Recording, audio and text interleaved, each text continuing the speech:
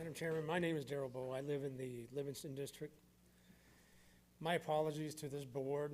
I've never been to the board. I've been to a few meetings since I retired.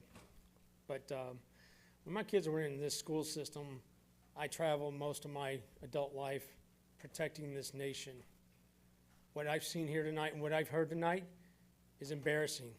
It's disgraceful on both sides, first of all. But secondly, the schmutt doesn't belong in the school system. I didn't spend my lifetime defending this nation only to have smut. Yes, ma'am, I'm talking to you also. How about a little respect for a veteran that gave you 34 years of service, okay? Instead of your attitude.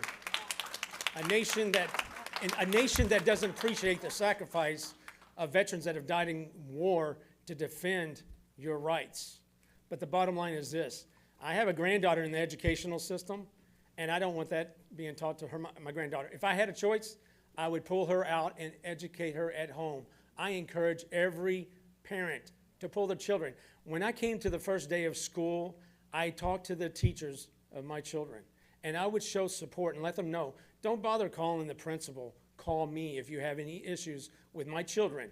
My children never, ever disrespected the teachers in the educational system in this school district. Right now, I'm embarrassed what I see from the educators that call themselves warriors. They're not warriors. They're supposed to be educators in our classrooms teaching our children for a bright future. They have no bright future because the indoctrination that you're allowing, the Marxist, socialist ideology.